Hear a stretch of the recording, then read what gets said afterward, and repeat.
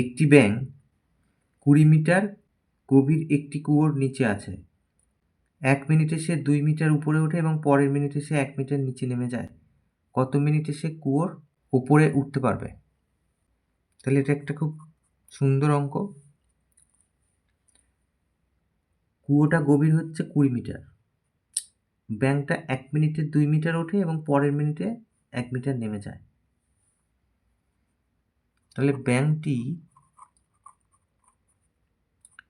1 মিনিটে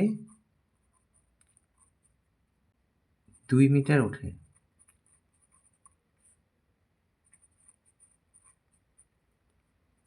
পরের মিনিটে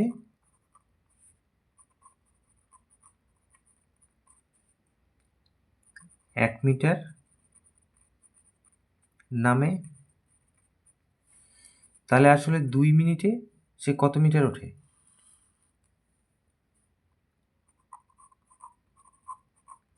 তাহলে লিখব ব্যাঙটি 2 মিনিটে ওঠে, এই 2 থেকে 1 বাদ, তার মানে 1 মিটার ওঠে। তাহলে ব্যাঙটা প্রথম মিনিটে 2 মিটার ওঠে। তাহলে কুয়োটা গভীর হচ্ছে 20 মিটার। তাহলে এই 20 থেকে যদি আমরা বাদ দেই 2 মিটার, তাহলে এই 18 মিটারে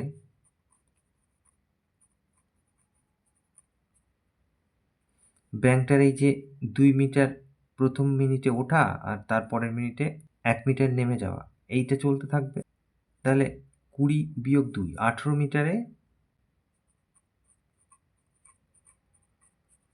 ব্যাঙটির উপরে ওঠা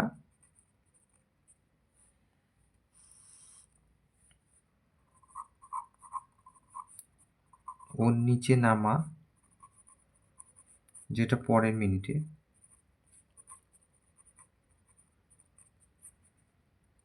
সেটা চলতে থাকবে।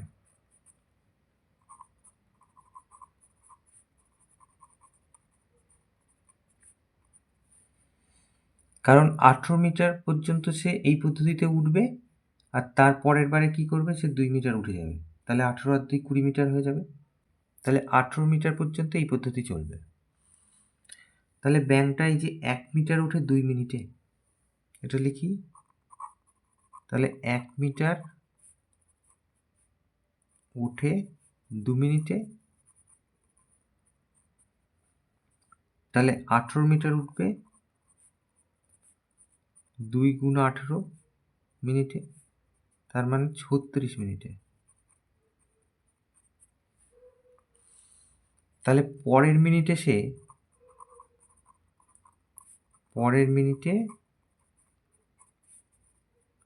2 মিটার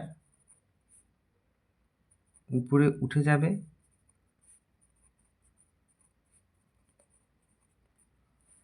তাহলে সেক্ষেত্রে আর নামার ব্যাপার থাকবে না, কারণ 20 মিটার ওপরে সে উঠে গেল। তাহলে 36 আর 1-এ 37 মিনিট মোট লাগলো।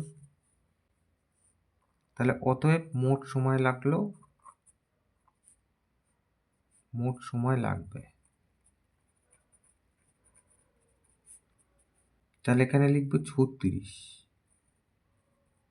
প্লাস 1, তার মানে 37 মিনিট। তাহলে মোট সময় লাগবে 37 মিনিট।